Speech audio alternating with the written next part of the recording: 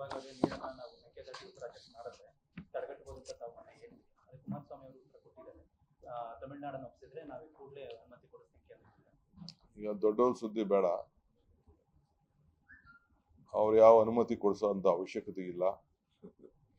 ತಮಿಳ್ನಾಡು ಬಿಟ್ಟರೆ ಇವ್ರು ಕೊಡಕ್ಕೆ ಕಾನೂನು ಇದೆ, ಕಾನೂನು ಹೋರಾಟ ಮಾಡ್ತೀವಿ. ಬುಡಬುಡಕೆ ಮಾತು ಅವಶ್ಯಕತೆ ಇಲ್ಲ. ಯೂ-ಟರ್ನ್ ಮಾತುಗಳನ್ನೆಲ್ಲ ನೋಡಿದ್ದೀನಿ. 5 ನಿಮಿಷದಲ್ಲಿ ಕೊಡಿಸ್ತೀನಿ ಅಂತ ಹೇಳಿದ ಮಾತು ಕೂಡ ನಿಮ್ಮ ಮಂಡ್ಯದಲ್ಲೇ ಡಿಸ್ಪ್ಲೇ ಮಾಡಿದ್ದೀನಿ. ಅದಾದ್ಮೇಲೆ ಯಾರ ಮೂರ್ಖನ ಇದು ಕೇಳೋರು ಅನ್ನೋದು ಕೂಡ ನೀವೇ ಅದನ್ನೆಲ್ಲ ಮಾಧ್ಯಮದವರು ಈ ರಾಜ್ಯಕ್ಕೆ ಹೇಳಿದ್ದೀರಿ. ಕಾನೂನು ನಮಗೆ ರಕ್ಷಣೆ ಕೊಡ್ತದೆ. ನಾವು ಸೆಂಟ್ರಲ್ ಗೌರ್ಮೆಂಟ್ ಒಂದು ಅಥಾರಿಟಿ ಇದೆ.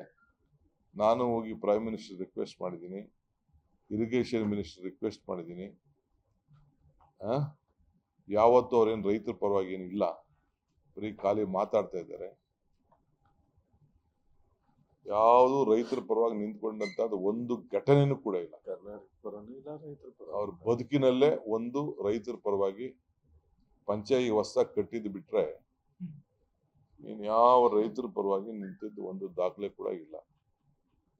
ಈಗ ಸದ್ಯಕ್ಕೇನೋ ಒಂದು 10,000 ಜನ ಫ್ಯಾಕ್ಟ್ರಿ ಮಾಡ್ತೀವಿ ಅಂತ ಹೇಳಿದ್ದಾರೆ. ಅದು ಫ್ಯಾಕ್ಟ್ರಿ ಮಾಡಲಿ. ನಮ್ರತೆಯಿಂದ ಅವ್ರಿಗೆ ನಾನು ಅಭಿನಂದಿಸಿ ಅವ್ರಿಗೆಲ್ಲ ತರದ ಸಹಕಾರ ಕೊಡ್ತೀನಿ. ಮೇಕೆದಾಟು ಪಾದಯಾತ್ರೆ ಮಾಡಿದಾಗೂ ಇಲ್ಲ, ಇನ್ ಯಾವ ಈ ರಾಜ್ಯದಲ್ಲಿ ಯೋಜನೆ ಮಾಡಿದಾಗ ಕೂಡ ರೈತರ ಪರವಾಗಿ ಯಾರು ಕೂಡ ನಿಂತ್ಕೊಂಡಿಲ್ಲ.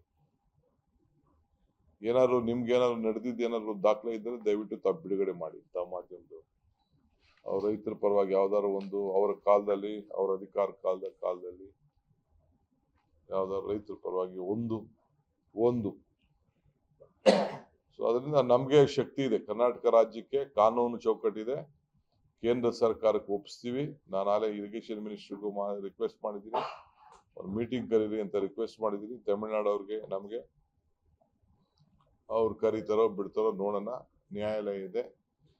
ಈ ನೀರು ಎಕ್ಸಸ್ ನೀರು ಯಾವ ರೀತಿ ಇದಕ್ಕೆ ಸಮುದ್ರಕ್ಕೆ ಹೋಗ್ತಾ ಇದೆ. ಇವತ್ತು ನಾವು ನಮ್ಮ ಲೆಕ್ಕ ಪ್ರಕಾರ ಆಲ್ಮೋಸ್ಟ್ ಎಕ್ಸಸ್ ರಿಲೀಸು